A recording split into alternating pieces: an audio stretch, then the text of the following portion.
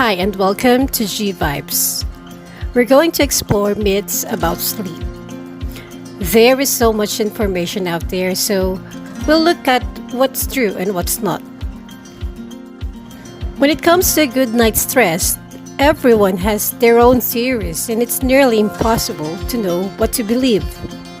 Let's start with a piece of conventional wisdom I know I was raised with, the old everyone needs 8 hours of sleep at night myth. Well, it turns out 8 isn't a magical number. It's more of an average than an actual. Yes, the sweet spot lies somewhere between 7 and 9 hours for adults, and I know that's the case for me, but it varies from person to person and can change over a lifetime. What about the saying, you can never get too much of a good thing? Unfortunately, it seems you really can, whether it's too many sweets or too much sleep. Still true, tracking time is a habit that's hard to kick. In fact, that's probably where the I don't need to worry about how much sleep I get during the week because that's what weekends are for. Well, the answer to that one is complicated. Yes, you can make up for an occasional bad night by sleeping in, but when your sleep-wake schedules swing back and forth every week, it can lead to health issues. So then you might think that in case, why not cut down on sleep altogether? In other words, I'll sleep when I'm dead. That saying might be true technically, but it's also true that to get more out of life, you need enough sleep. Sleep is like food. Sure, you can limit yourself to 100 calories a day, but you'll end up with a huge health problem as well. You need a certain amount of food and sleep, not just to stay alive, but to thrive. Prolonged and extreme sleep deprivation can have serious ramifications when it comes to your health. This next one may really surprise you. The common recommendation that exercising at night is bad for sleep is overblown. In fact, one study showed it's quite the opposite.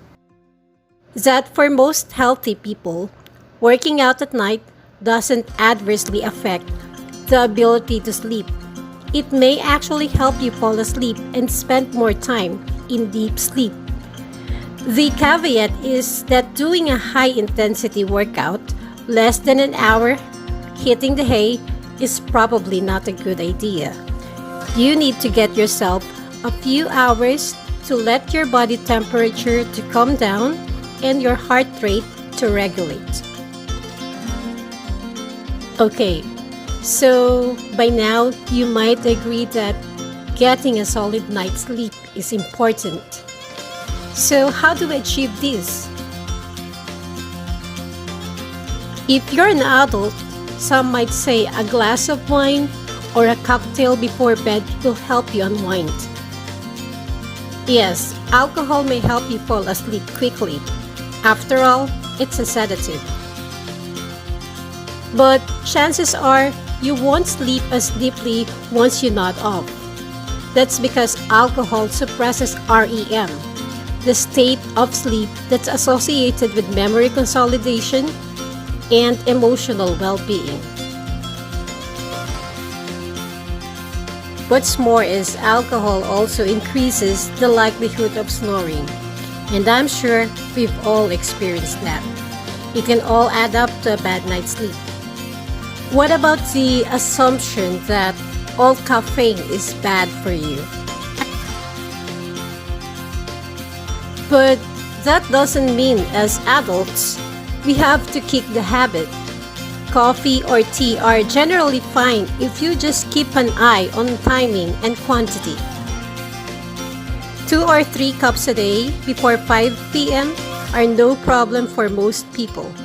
It may become problematic if you drink more or later than that. So what's the biggest sleep myth out there?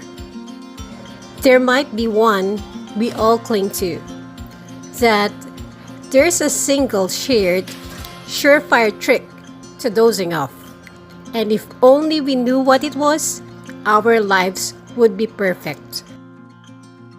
The truth is, there isn't a single technique that works for everyone. Not only that, the more effort we put into it, the more we try to hack sleep with tricks and rules and techniques, the more it works against us.